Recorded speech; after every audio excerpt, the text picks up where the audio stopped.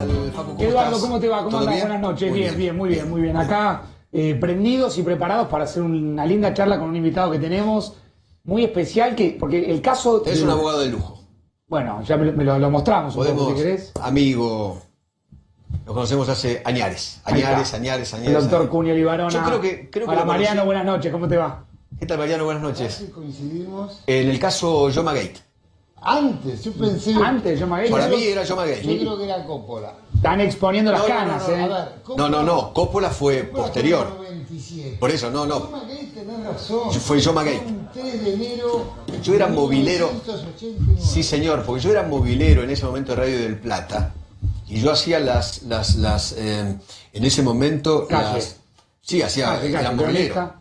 En Radio del Plata con Santo Biasati. Y yo hacía esas, pero ahora no me vienen a la cabeza, pero eran eternas, guardias eternas Guardia. en el Palacio de Sí, Tribunales. señor. ¿No es cierto? Sí, señor. Con, creo que la Chuchi Servini de cubría Sí, la causa. vino Yoma Gate a Mira. Ah, mira, exactamente. Año 90. Sí, por eso. Así que, mira. Éramos jóvenes, 89. No, Por tan eso. jóvenes no son. No, era No se era, hagan los jóvenes ahora. No, era 91, 92, 93, Sí, por 94, ahí, sí, por sí, ahí. Así que imagínate si lo conozco, lo habré entrevistado 850 millones de Sí, veces. siempre tuvimos buena onda. Sí, tremendo, sí. tremendo. Así que nada. Mariano fue mi abogado también. Efectivamente. Mejor no recordar dónde, pero bueno, me ayudó con una Siempre, yo te digo una historia muy cosa. particular. No, ¿sabes dónde, Facu? Una investigación que hiciste periodística, un jugador de polo, por ejemplo. ¿Te Bueno, acordás? por ejemplo, también entre otros. Entre otros. Yo te digo una Sí. cosa, a Cunio lo quiero de mi lado, en mi equipo. Sí. El equipo contrario es muy complicado, muy complicado.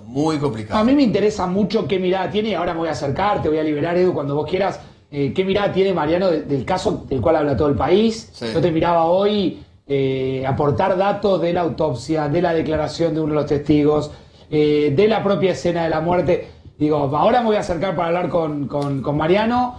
Me gustaría saber qué piensa, lógicamente, de este caso. Sí. Que va juntando día por día elementos Sí, claro. para... por Hoy tenés aquí, ¿la tenés la Sí, pericia? tengo el detalle de la pericia. Tengo el detalle ¿El de la detalle o tenés los papeles? pericia. Los tengo impresos. Toma. Vamos. Te lo dejo impreso, así es Gracias, mucho Edu. más fácil. Dale.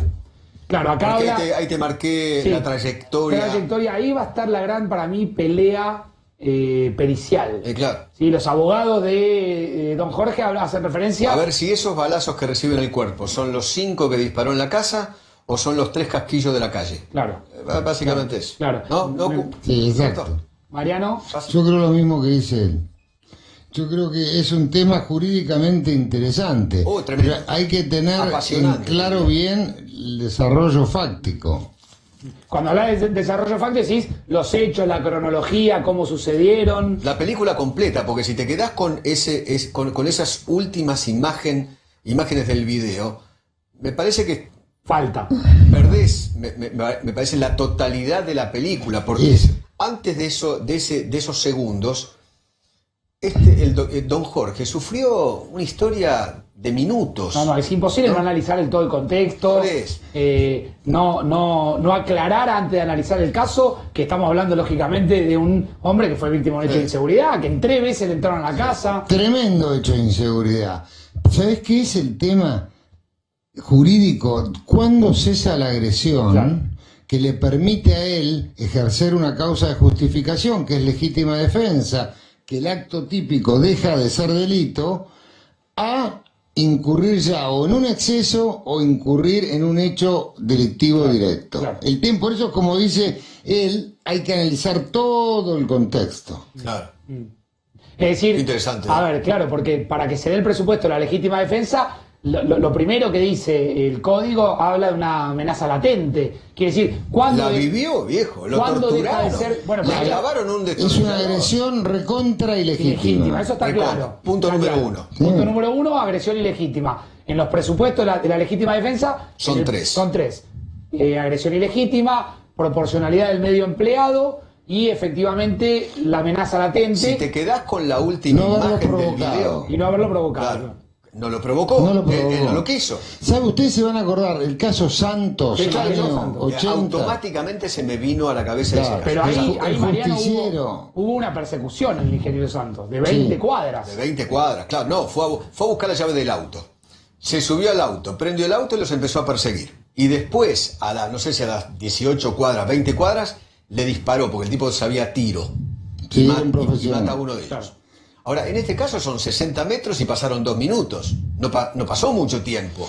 Te digo más, otra diferencia importante. En el caso Santos, que lo concluyeron condenando, nunca pudo acreditar lo que él alegaba que eran los robos anteriores que afectaron su conciencia. Claro. Este hombre, por el contrario, está acreditada la existencia Sí. de delitos anteriores. Y aparte una cosa es que te roben un pasacassette y otra que te entren a tu casa, 3 te veces en la roben, misma te noche. torturen Mirá, y te peguen. Mira, ya que se pusieron ustedes bastante Mirá vos, memoriosos. Década del 90. Década del 90, ingeniero No, Santos. yo te digo una cosa, yo me acuerdo, yo trabajaba en Radio Mitre en ese momento, era el columnista político de la mañana con Néstor Ibarra, y que conducía el programa, el Hoy por Hoy.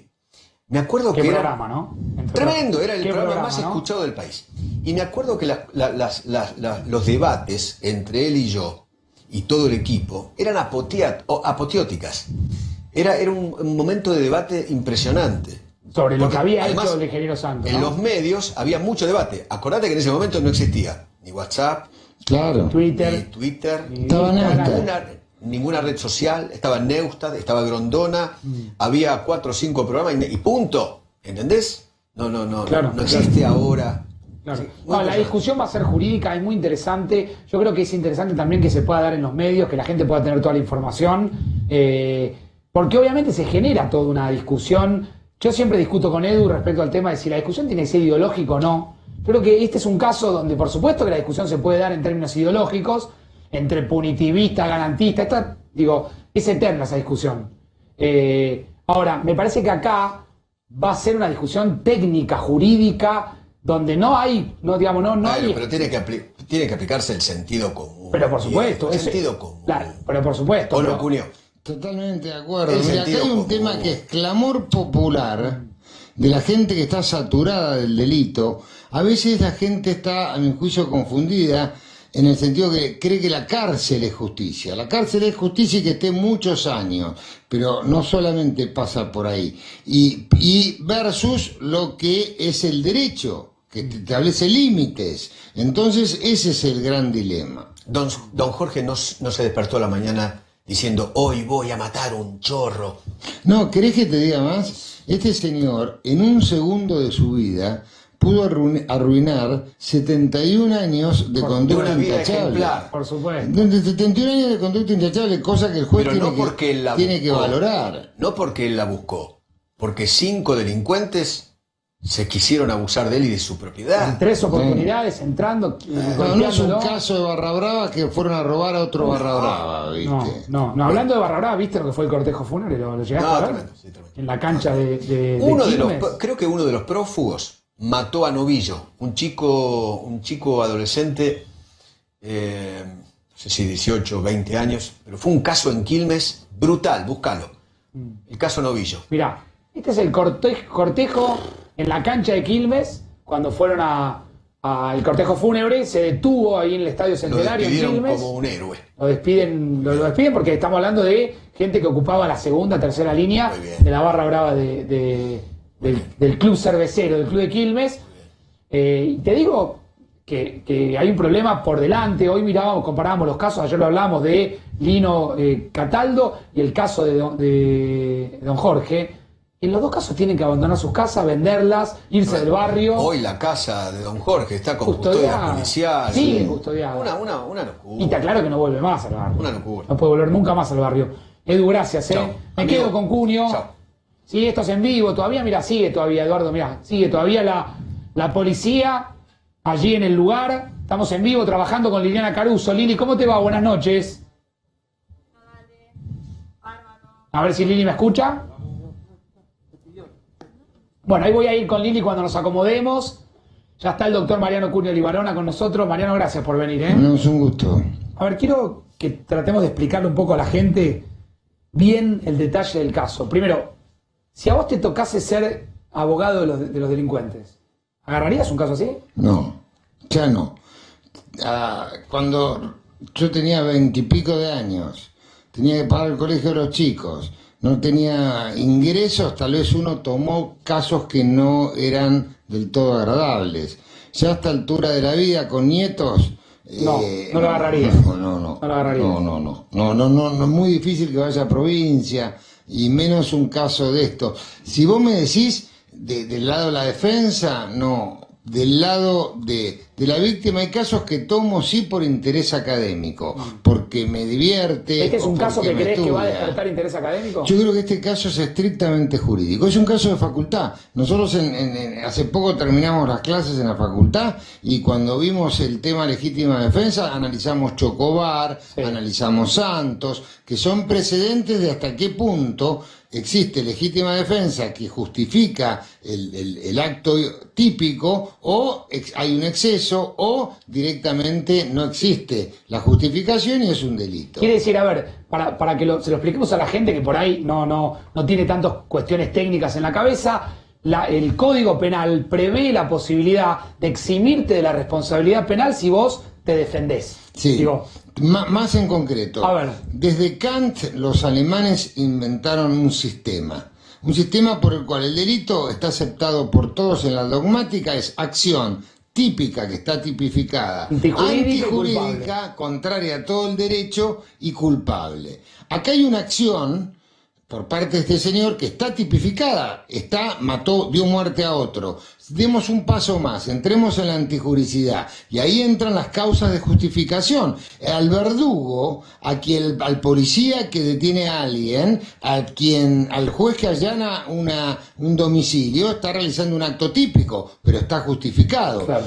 La justificación parte de la ley o la necesidad. Acá hay necesidad. La necesidad, una variante es el estado de necesidad, otra la legítima defensa. Alguien tiene derecho, el derecho te autoriza a repeler una agresión. Ejemplo, específicamente contempla un caso que es cuando alguien en horas de la noche, con escalamiento, encuentra a alguien en su casa que lo vaya a robar, puede dar muerte a alguien. Eso te lo autoriza el derecho. Yo estoy en mi casa, entra un delincuente, sí, armado. Yo temo por el bien jurídico más preciado que es mi vida, y aparte está en juego también otro bien que es la propiedad. Sí, tu familia. Mi familia, le disparo al delincuente, en ese caso no cabe duda, no cabe ninguna duda. Pasa? El Código Penal te exime específicamente, es una causa específica de legítima defensa. Claro. El derecho te autoriza a matar, dados esos requisitos. Acá estamos, en el orden general, creo que es el inciso sexto del artículo 34. Agresión ilegítima, necesidad racional del medio empleado para repeler la agresión y falta de provocación suficiente. Entonces el punto es, la agresión, ¿existió agresión sobre él? Sí. ¿Fue ilegítima? Obviamente. Él no la toleraba ni tenían derecho a hacerlo. ¿Cuándo cesó la agresión ilegítima? Bueno, ahí voy a pararme un minutito. Ahí voy a pararme un minutito. Liliana Caruso, en vivo en Quilmes, así está viviendo la familia del jubilado. Lili, estás al aire.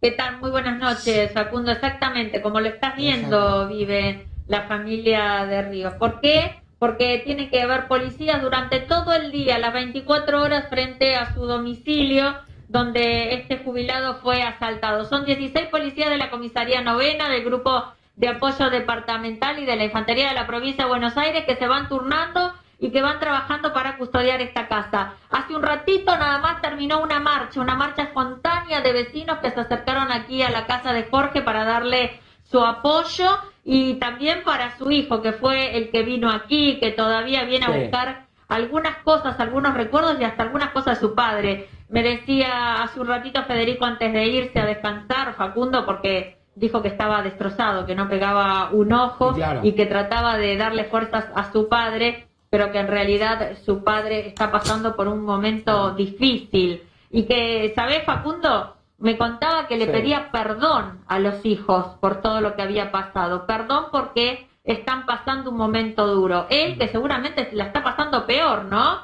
Seguro. Por todo lo que está ahora viviendo este hombre de 71 años, que tendría que estar en este momento durmiendo en esta casa. Y estos policías trabajando en otro lugar y no custodiando una casa, porque fueron amenazados.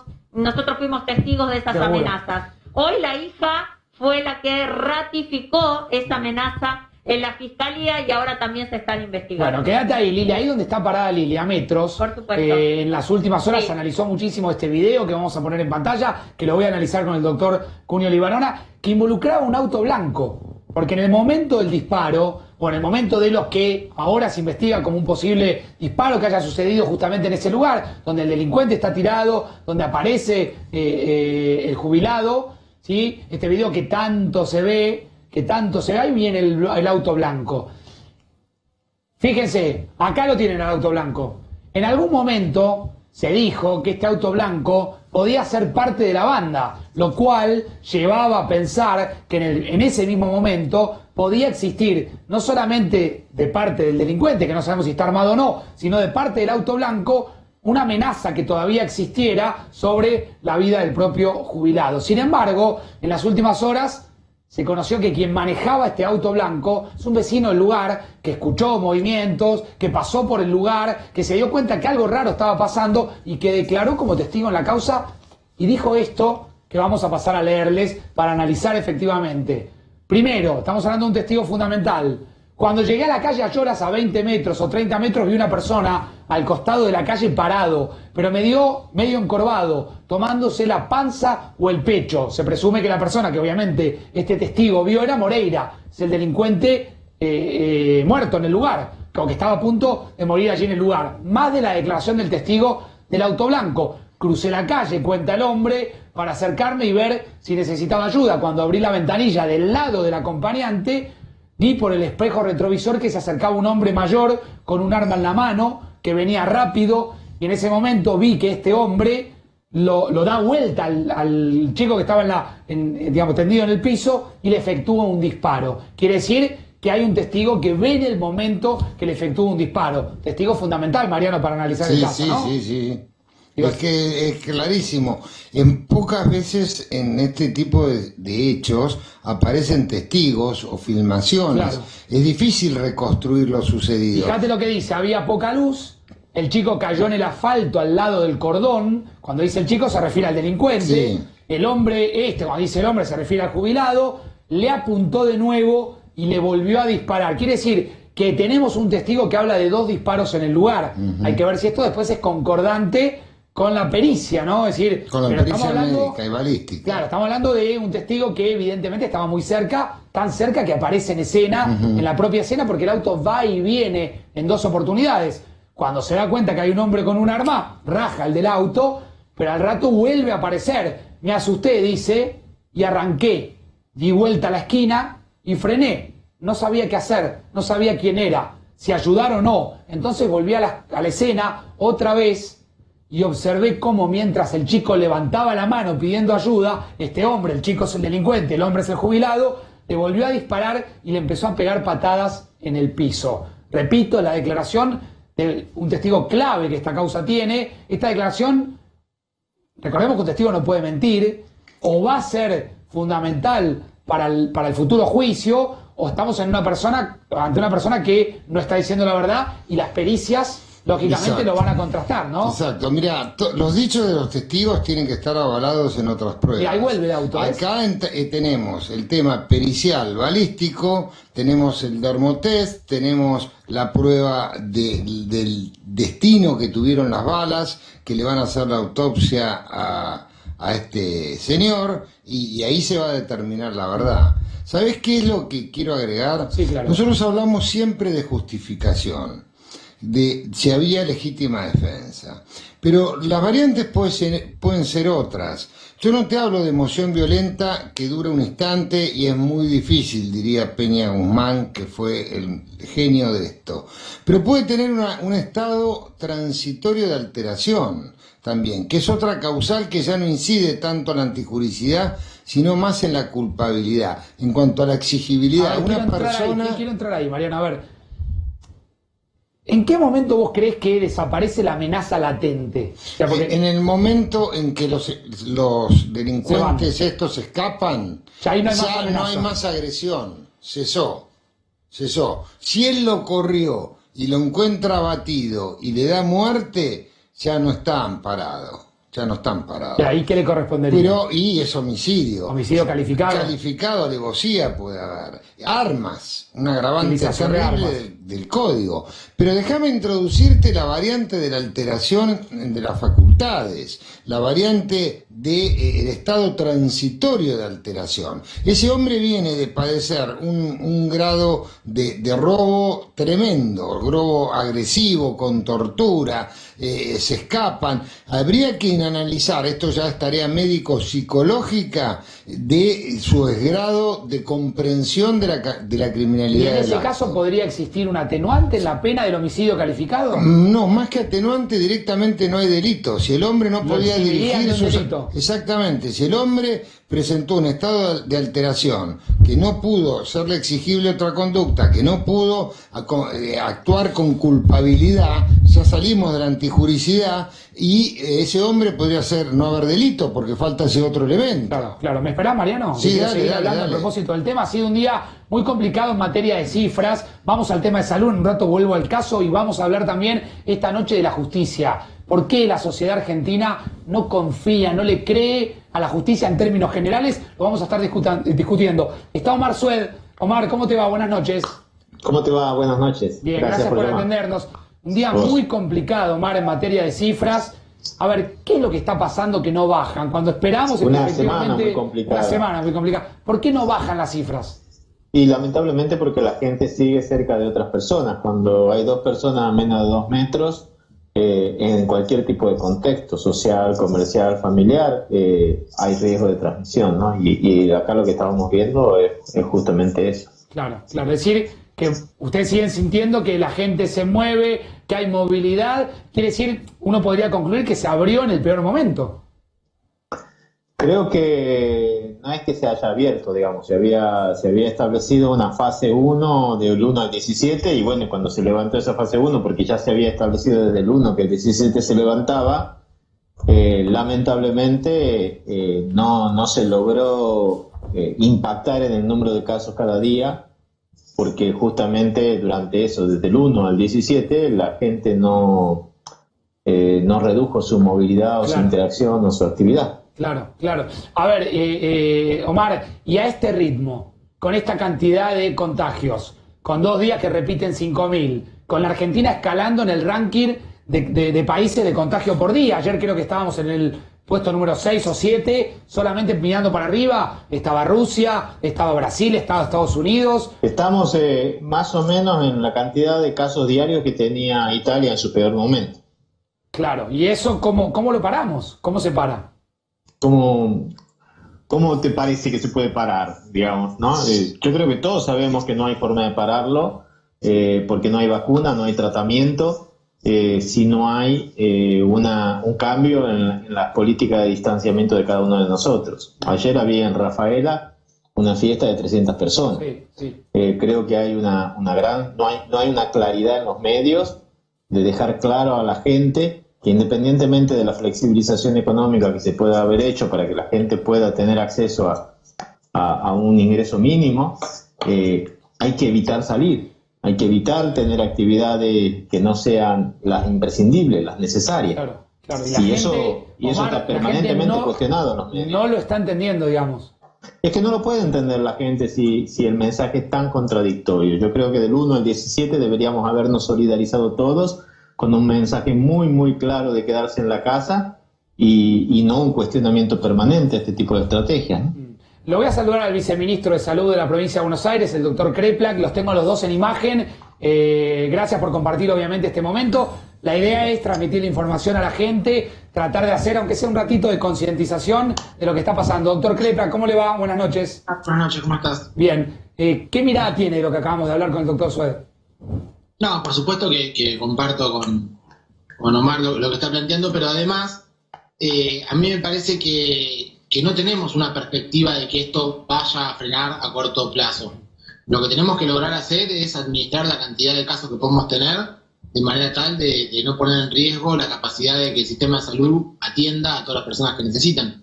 Así que hay que trabajar mucho en el cuidado individual y también yo estoy muy de acuerdo con ese planteo respecto de lo colectivo, porque hubo mucha tensión y mucha discusión respecto a lo que cada uno sentía o le pasaba y quería individualmente cambiar de la fase, pero parece que hay algo de lo solidario y lo colectivo que tenemos que volver a poner en primera plana, porque es la única forma que tenemos de combatir una epidemia, ¿no? Porque la epidemia no es un problema de uno, es un problema de las relaciones y los contagios. Claro. Ahora, el doctor Suente decía recién, hay una situación colectiva, digamos, de apertura, donde la gente, digamos, también empuja por la necesidad económica, psicológica de salir de la cuarentena. Con lo cual, la sensación que queda es que se abre en el peor momento, en definitiva, doctor Kreplak, ¿no? Bueno, en verdad lo que sucedió, y hay que pensarlo no como foto, sino como algo dinámico, es que nosotros cuando llamamos fuertemente al cierre, que fue por mitad de junio, lo que estábamos viendo era una pendiente, una curva de aceleración de los casos. ¿Cuánto aumentaba cada día? Que era muy empinada. Cuando se cerró para el primero de los fines de junio y primero de julio, lo que se logró es que esta velocidad se transformara en algo un poco más así. No dejó de aumentar, pero la velocidad descendió mucho. Y eso nos permite que hoy tengamos mucho menos casos de los proyectados que teníamos para ese momento. Sin embargo, estos últimos días, estos ayer y hoy, se vuelve a ver una aceleración, ¿no? Hay que ver si esto se consolida en los próximos días para poder volver a decir que estamos en un aumento de la velocidad de crecimiento, y sin duda hay que tomar medidas más drásticas. Pero yo no pienso que se haya abierto en el peor momento, sino que se abrió porque se había conseguido el objetivo, que era reducir la pendiente, lo que siempre decimos, achatar la curva. Claro. A ver, doctor Suet, quiero explorar un poquitito más ese concepto de contradicción que usted siente que hay en el mensaje, en la comunicación. ¿Usted siente que todo el tiempo se atenta contra la idea del distanciamiento, de la cuarentena, del aislamiento, del confinamiento? Y que eso obviamente entra en la gente y la gente dice, bueno, salgo, necesito salir. ¿Cómo lo mira eso? No, yo creo que la gente necesita un mensaje claro, un mensaje unificado. Entonces los pseudo debates en diferentes sectores o en diferentes espacios sobre la dicotomía entre economía y salud, o la dicotomía entre muertos y muertos de hambre por no producir, no ha beneficiado. Y eso ha empezado hace un mes. En medio de la fase 1 hubo una marcha en contra de las cuarentenas, ¿no? Entonces, realmente el humor social es entendible, la gente está muy cansada, estamos todos muy hartos de toda esta situación, pero realmente necesitamos volver a recuperar un eje de comunicación que nos una a todos, una posibilidad de poder realmente explorar si hay medidas diferentes. Bueno, ya está, la hemos probado, no ha funcionado, y bueno, entonces hay que tratar de buscar otra cosa que funcione y que realmente nos haga bajar el número de casos, que todo el mundo se encolumne con esta idea, que se limen las asperezas durante un mes y digamos, y nos banquemos todos un poco más en la cuestión de tener que unificarnos en que en el contexto que tengamos, evitar salir si no es necesario. Claro. Y si salimos, hay que salir a 2 metros de cada otra persona. Y si salimos, hay que usar barbijo permanentemente, y hay que volver y lavarse las manos. No son las medidas básicas, porque no hay tratamiento mágico. El dióxido de cloro no funciona, es una mentira, es tóxico. Las vacunas están todavía en fase 2, vamos a demorar varios meses en poderse demostrar si realmente es bueno. El plasma pareciera que está haciendo algún efecto, pero es para personas ya muy graves, para reducir un poco la mortalidad, pero no evita la transmisión, no evita los nuevos casos y no salva a todo el mundo. Entonces realmente acá hay que tratar de frenar la transmisión en forma muy importante. Y para esto ustedes, los periodistas, son muy necesarios. Nosotros en la sociedad somos médicos, somos infectólogos. Tomamos la posta de salir a tratar de comunicar, para decirle a la gente las cosas que pensábamos que era lo importante, porque había necesidad de pasar un mensaje. Claro. La cuestión médica ya está, todo el mundo sabe ahora básicamente cómo se hace. Ahora son ustedes, los comunicadores sociales, los que tienen que tomar la posta y tratar entre todos juntos que ideemos un programa, y la Sociedad Argentina de Infectología estaría feliz de apoyar eso. Claro. Y de motorizar eso, pero a la gente en este momento, si le preguntas, hay mucha confusión alrededor de todo esto. Doctor Kreplak, con este panorama, con 2 días seguidos de 5.000, arriba de 5.000 casos, con un panorama que acaba de describir Omar lo veo enojado por primera vez, Omar, pero está bien, la palabra no es enojo, preocupado. ¿No van a dudar si tienen que volver atrás? ¿Ustedes están analizando con estas cifras volver atrás? Mirá, nosotros hemos puesto como prioridad en nuestro país la salud y la verdad que no hay ningún esfuerzo que no estemos haciendo y que no estemos dispuestos a hacer para poner por delante la salud de todo lo demás. Lo que tenemos que ver es cómo es el momento más eficaz, cuál es la estrategia más eficaz, porque tampoco siempre resulta la misma estrategia la mejor. Así que estamos trabajándolo, estamos analizando continuamente, todos los días discutimos continuamente con el gobernador y con las autoridades nacionales y de la ciudad de Buenos Aires, el panorama. La verdad que estamos preocupados. Nosotros en la provincia tenemos una tasa de ocupación de las camas de terapia intensiva del 60%, eso nos permite todavía tener una tasa de letalidad del 1,6. Eso, a diferencia, como mencionaba Omar, de la cantidad de casos que había en Italia en un momento que tenían una tasa de letalidad que estaba por el 12, ¿no? Claro. Eran todos juntos. Nosotros esto lo venimos administrando con mucho tiempo, nos hemos preparado mucho para esto. Lo que nosotros no queremos es que se nos sature la capacidad de respuesta del sistema de salud y que la gente pierda una oportunidad de que le vaya lo mejor posible porque le falte atención. Así que si hay que analizar y ver si se consolida esta tendencia a la alza a tanta velocidad, porque el problema es la perspectiva, es hacia dónde se mueven las cosas. Bueno, si hay que pensar en estrategias más rígidas, y hasta ahora la única que tenemos clara que funciona es que la gente se encuentre menos con otra gente de la cual se pueda contagiar. Sabemos que el uso de barbijo se ha adoptado fuertemente, que funciona, que se ha adoptado el distanciamiento peor el distanciamiento social. Es cierto que la gente usa más el barbijo y se lava más las manos de lo que efectivamente mantiene las distancias. También se ven estos episodios donde hay encuentros de muchas personas juntas que la verdad que no se sostienen, digamos. Todos sabemos que eso no hay que hacerlo. Y hay que tener un poquito de paciencia y pensar en los otros, no solo en uno mismo que se puede enfermar, sino además que podría estar enfermando a los demás. Claro, así que claro. es un momento de mucha construcción social también. Claro, lo suma Ezequiel Spillman con una pregunta. Dale, ¿Cómo sí. les va a ambos? La pregunta para ambos, primero para Omar, pero después para Nicolás.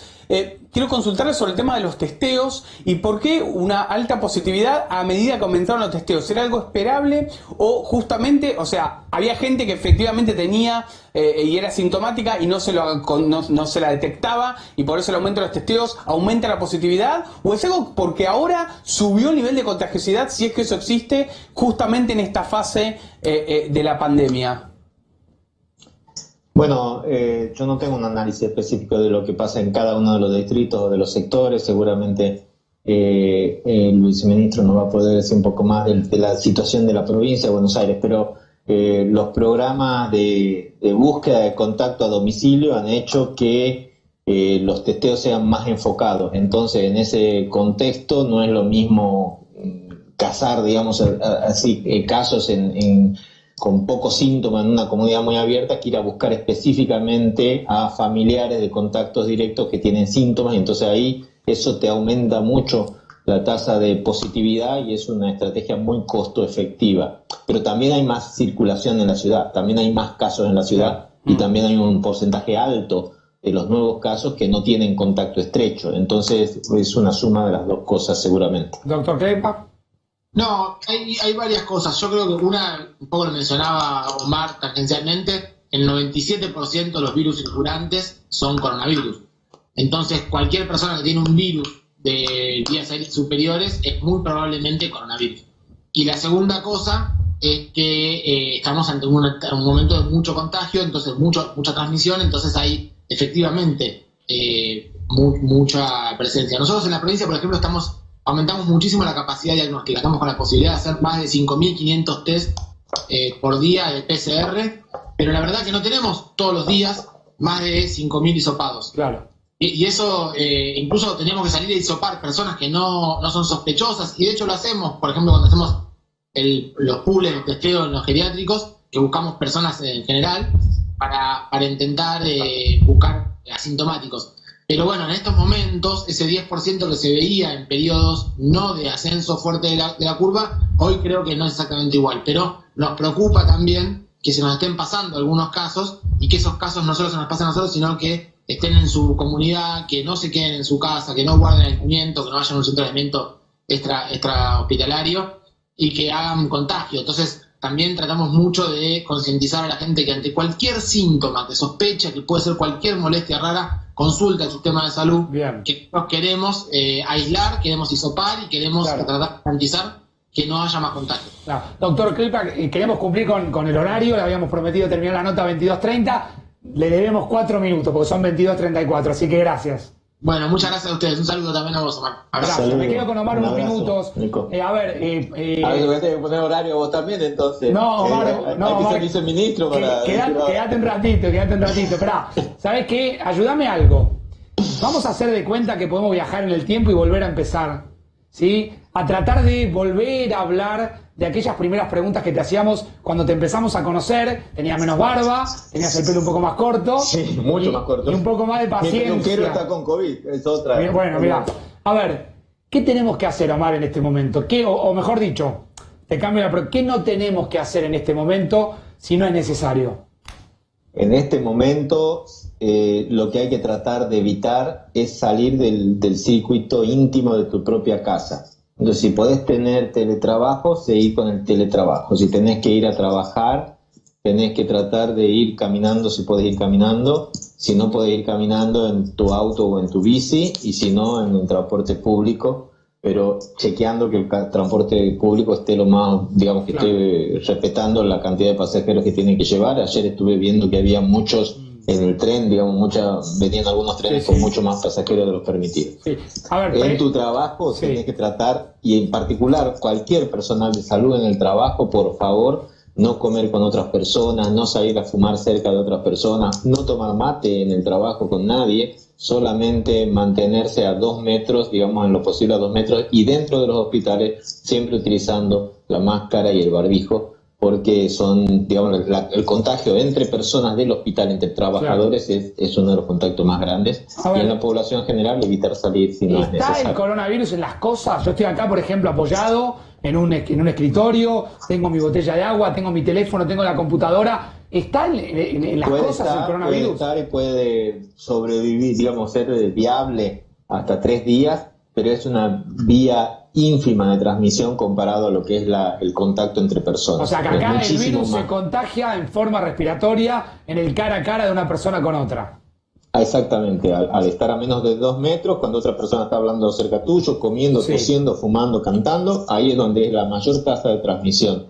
Omar, nosotros acá, por ejemplo, en el canal te cuento, cuando nos vamos al corte, no sé, está el doctor Cunio Libarón a nuestro estudio, que ha entrado con su barbijo, hay un protocolo para que no haya, no sé, en este momento seremos 6 personas acá adentro, pero la realidad es que muchas veces uno se tienta incluso con el tapabocas y se pone a hablar con gente. ¿Eso está mal? Digo, si uno mantiene la distancia... Si uno mantiene la distancia, hablar en espacios abiertos que pueden tener una bastante ventilación no es riesgo si vos lográs mantener 2 metros de distancia de la otra persona. Lo que está mal es acercarse, cuchichear, secretear, digamos, estar a menos de 1 metro hablando. Aún con el tapaboca puesto, ¿no? Aún con el tapaboca puesto, eso no hay que hacerlo. Aún con el tapaboca puesto, no, porque el tapaboca no te protege. Si alguien te tose o te habla fuerte cerca y elimina un poco de virus a través de su tapaboca que no sea muy bueno, vos lo vas a inhalar. Por eso la distancia de 2 metros. Claro, por eso es importante la distancia. Omar, pido comida en un delivery. ¿El coronavirus puede estar en la comida? ¿En una hamburguesa, por ejemplo, una pizza? En general no hemos encontrado, digamos, se han hecho un estudio en España en supermercados, por ejemplo, y se han recolectado, no me acuerdo si eran 200 productos diferentes y se le ha hecho PCR a todo en el pico de la pandemia y no se encontró coronavirus en ninguno de ellos. La posibilidad teórica puede existir, pero sería extremadamente raro, y si a alguien le pasa que me avise y así lo publicamos y pongo un artículo. A ver, te más pregunto famoso. esto, Omar, porque escuchás mucha gente, que yo creo que acá no me acuerdo a quién se lo pregunté, ya, digamos, ya la memoria me va a ayudar, pero yo conté el caso de mucha gente que te dice, mis padres o mis primos o un amigo está desde el 20 de marzo en cuarentena, no salió a hacer teletrabajo, solamente recibe delivery, tiene coronavirus. Alguien acá me dijo, creo que un colega tuyo, mienten. No puede ser nunca verdad, ¿o sí?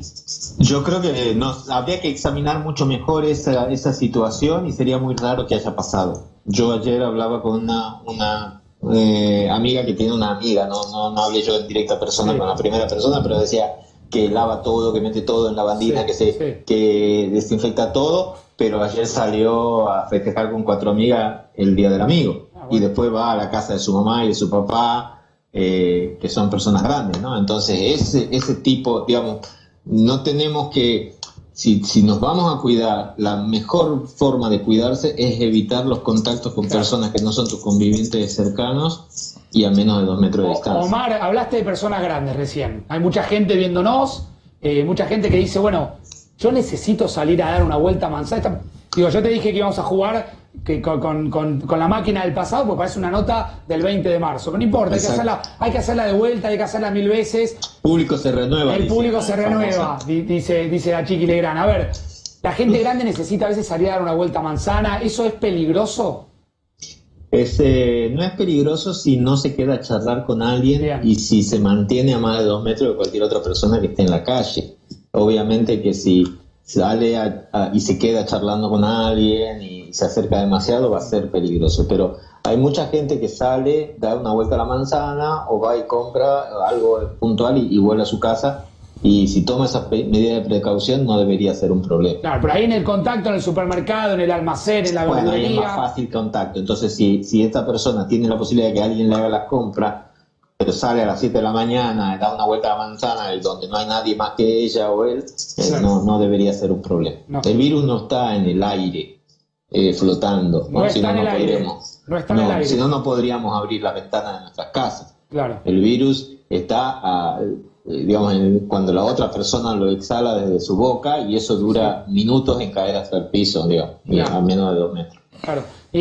Omar, hablas del piso, es decir, el virus cae al piso porque pierde, nos has explicado aquel 20 de marzo, para volver el tiempo atrás, que el virus pierde un poco de fuerza, entonces al 1,5 metros empieza como a caer, porque es un virus denso. No, el virus está en las gotitas, y las gotitas caen por la gravedad al piso. Bien. Pero no pasa, van a caer ahí. Sí. Y el riesgo de que alguien venga, lo pise con sus zapatos, se lo lleve a su casa, después alguien toque el piso y se lleve la mano a la boca y se infecte, claro, es también casi muy imposible, es muy remoto. Es como yo siempre lo decía, clarificándose, me preguntaban cuando yo hago mucho HIV, me decían, bueno, puede ser que si yo voy a un cine y me siento en una silla que tiene una aguja con sangre de alguien que la dejó ahí para que yo me infecte de HIV, sí, puede pasar. Pero yo en 30 años de HIV nunca encontré un paciente que se haya infectado por esa vía, ni leí en ningún artículo del mundo. Yo te digo, Omar, yo te digo que hace mucho tiempo que no lo veo al doctor Libarona mirando con tanta atención una nota, porque aparte veníamos de una discusión apasionante que ahora vamos a continuar con Mariano, que es un placer tenerlo acá con nosotros. Mariano, ¿cómo te estás cuidando? Mira, para que te des una idea, yo fui al estudio 3 veces. A buscar cosas y dejar, no más que eso. No más que eso. Y me quedo en casa mucho, voy al canal, acá vengo cada tanto, trato de no venir mucho tampoco, y estoy con la menos cantidad de gente posible, y los recaudos básicos de barbijo, alcohol en gel, no contacto, pero es dificilísimo.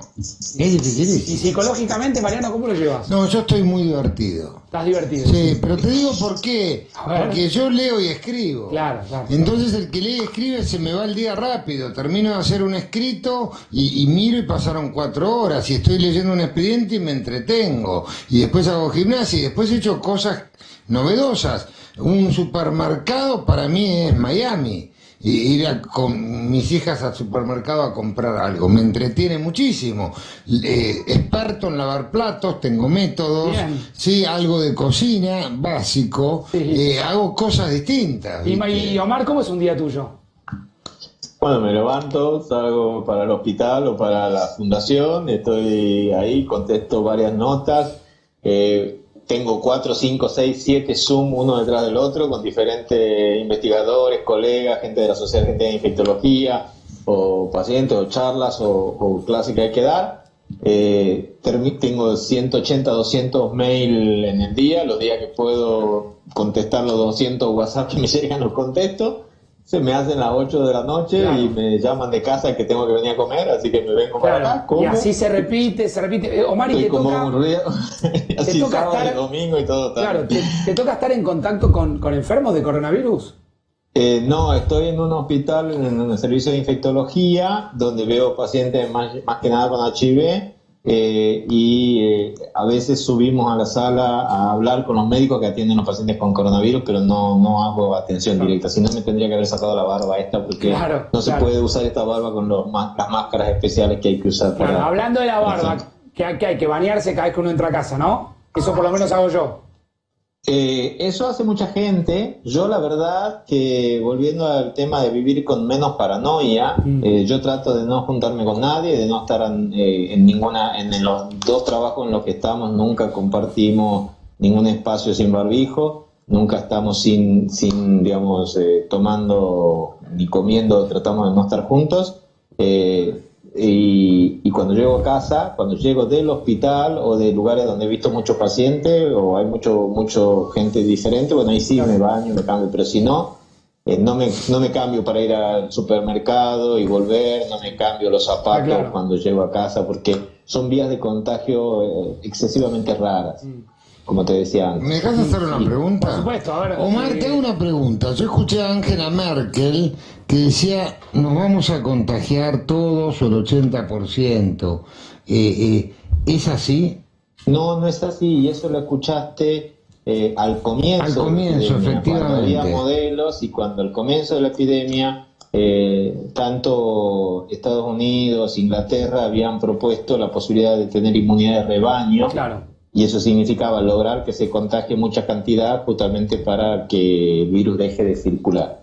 El tema es que se lo llevó puesto y entonces en pocos meses empezaron a tener un montón de casos que los obligó tanto en Inglaterra como incluso en Alemania, digamos, a poner cuarentenas importantes porque había que bajar el número de infectados. Y la cantidad de muertos que hubo en España, en Italia, fue con solamente un 20% máximo, porque 10% en España, 20% en Italia, de cantidad de personas que después tuvieron análisis positivos de sangre. O sea, con muy poca afectación de la población, se murió un montón de gente. Claro.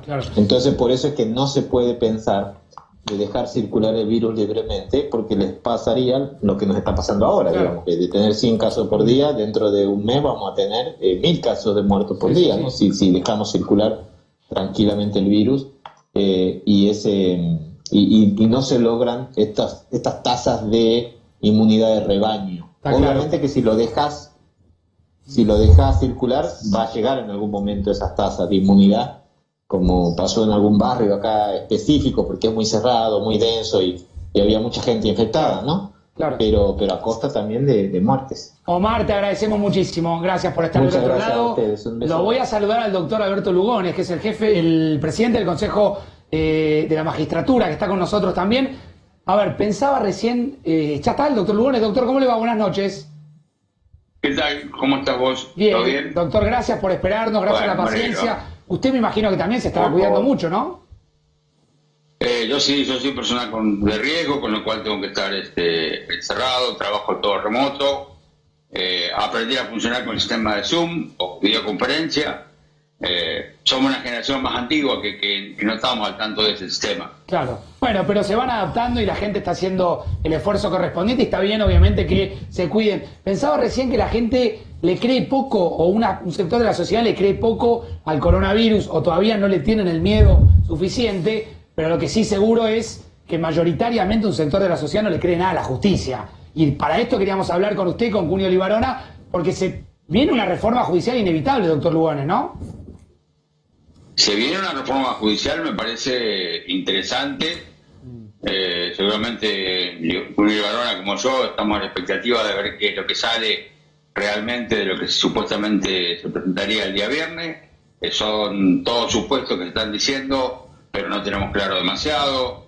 Se han ido agregando algunas modificaciones más en estos últimos días, aparentemente, y estamos todos atentos para eso. Me parece que nada, habrá que ver. Y después habrá que ver si podemos sumar algo más en la discusión en el ámbito legislativo. Claro. ¿Mariano? Yo creo lo mismo que dice él. Parto de esta base. Nadie puede dudar de que lamentablemente la justicia está desacreditada. Aclarando que hay jueces buenísimos, y que nuestros jueces son de los mejores del mundo, en muchos casos. Es importante, si una reforma hay que darle un cambio. ¿En qué va a consistir en esa reforma? Creo que tenemos todos en claro, fundamentalmente en el fuero federal. ¿Y en qué va a consistir? En crear más tribunales y más jueces federales. Claro.